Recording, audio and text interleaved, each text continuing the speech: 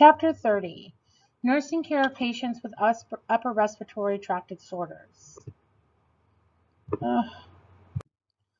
Okay, so our learning outcomes. We want to explain the pathophysiologies of disorders of the upper respiratory tract, describe etiology, signs and symptoms of disorders of the upper respiratory tract, describe current therapeutic measures for disorders of the upper respiratory tract. We want to plan nursing care for the patient with an upper respiratory disorder, discuss how you will know if your care has been effective, and identify the special needs of the patient who has undergone a laryngectomy.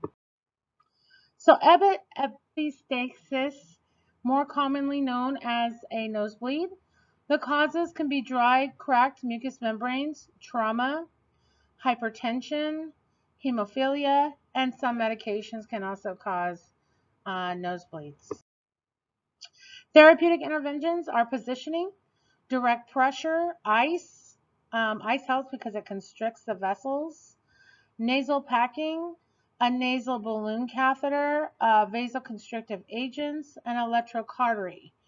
Also, they have silver nitrate that they put in there to stop them. Oh, but it burns horribly. The problem is back in the day, we used to put pressure and then lean our head back, and that was causing patients to aspirate and blood to coagulate in our throats and cause a more higher case for aspiration. So they don't recommend leaning back or laying down flat any longer. Just make sure that you're applying pressure and trying to stop the bleeding. Nasal polyps are usually benign. They occur more often with allergies, and the therapeutic interventions is to control the allergies. Surgery may be recommended if they are too big and they're blocking airways. And we want to avoid any aspirin post-op because that could lead to bleeding. Our deviated septum often happens from having a broken nose. It blocks the airway. It causes snoring, stuffy nose, blocked sinus drainages, and headaches. Our therapeutic interventions for a deviated septum is to monitor vital signs and bleeding, report excessive swallowing, monitor dressings, teach post-op care, and avoid activities that increase pressure and avoid aspirin. So sinusitis. Why everybody's had a sinus infection at one point in their life. It is miserable. It's usually allergic, but it can be bacterial as well. Our signs and symptoms are pain over the nasal cheek area and also the head, the forehead area, fever and nasal discharge. So what we can use is some saline to irrigate to clear the nostrils, like, they use that nasal. That's not highly recommended because people can become addicted to nasal spray. So be careful with that. But it does clear up any of the mucus and make it easier to drain out the mucus from the sinuses. Intranasal corticosteroids, decongestants, hot packs, Tylenol and ibuprofen, humidification, oral fluids, positioning, antibiotics, and surgical drainage can also. So obstructive sleep apnea is often caused from patients that are overweight. They have a high palate or a receding mandible, meaning that when they sleep and relax, their chin kind of falls into their airway. Smoking. It's basically people who snore a lot can also suffer from sleep apnea. The older we get too, the more our muscles kind of relax and can become a danger. So complications for this could be heart disease, hypertension, stroke, diabetes. One of the major signs again is snoring, daytime sleepiness, because you can't breathe when you sleep. You have a tendency to wake up multiple times during the night. Headache, memory and attention problems, just like lack of sleep will cause. So sometimes they have to have night sleep studies done. And what you do is you go into a place and they hook you up to all these monitors and you go to sleep, and then they figure out if you have sleep apnea or not. And if you do, then they usually hook you up with a CPAP, which basically provides positive ventilation. Now, somebody told me it's not cute to have a sleep apnea machine at all. And it's not romantic either. But patients who finally get good sleep depend on it so much, they feel so much better that they just kind of do it anyway. And they're very dependent in order to get decent sleep. So we want to avoid sedatives, and we want to teach to lose weight. Nasal patches, those breathe right patches where we used to use to expand the nasal airway. Non-invasive positive pressure ventilation, which is your CPAP, and surgery can also be done. Sometimes it's to get rid of the tonsils because the tonsils can also block the airway. As they relax, they lean back into your larynx and they can block the airway and cause obstruction. So, infectious disorders, we got viral rhinitis, another name for a common cold. Pharyngitis, which is inflammation of the pharynx. Whenever you can't talk, you have laryngitis. That's inflammation of the mucous membranes. And of course, tonsillitis, which is infection of the tonsils. Strep throat is one of the number one causes for tonsillitis. The problem with it is basically, especially in young children, is some people are born with larger tonsils than airway. Like sometimes you look into somebody's airway, like a child's airway, and if they have tonsillitis, they are having stridor or difficulty breathing because their tonsils are blocking most of their airway.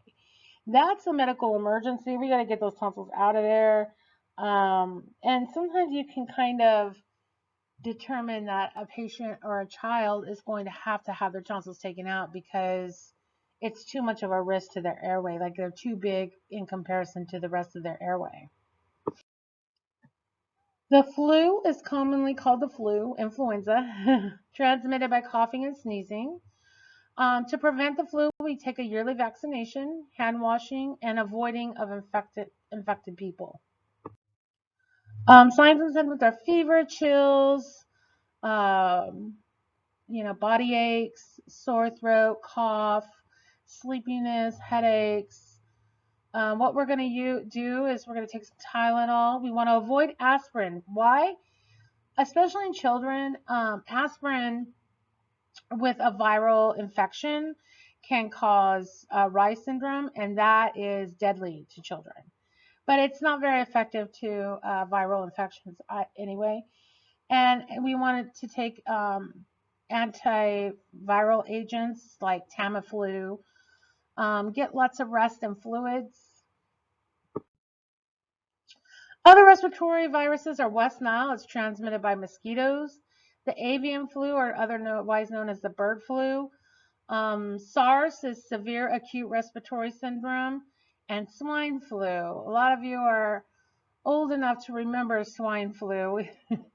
I don't know how they came up with this name, but it was a flu that was actually affecting younger people.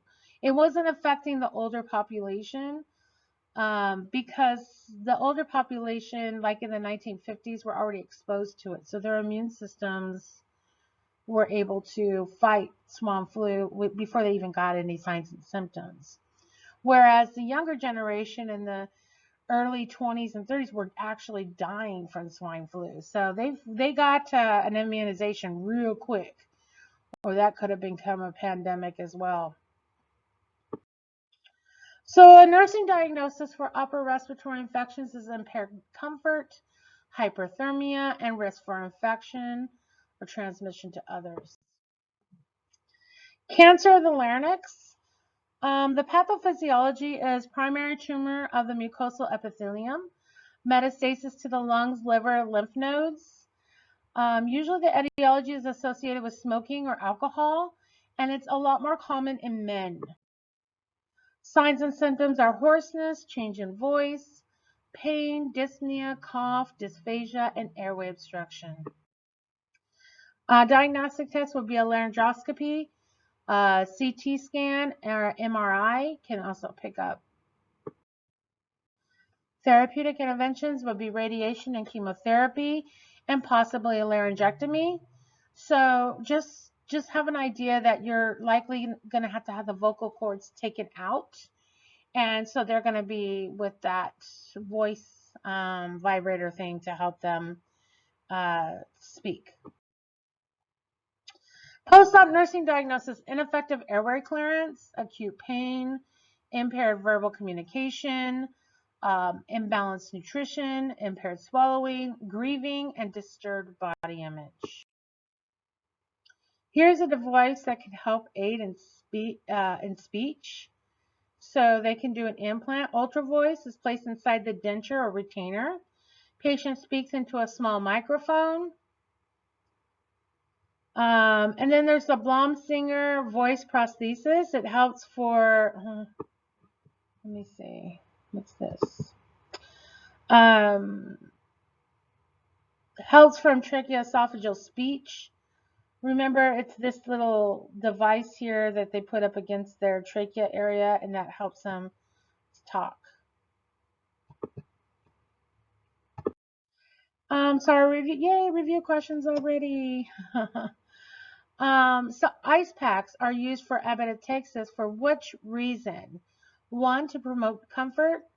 2, to promote vasoconstriction. 3, to reduce swelling. Or 4, to reduce congestion. The answer is 2, to promote vasoconstriction.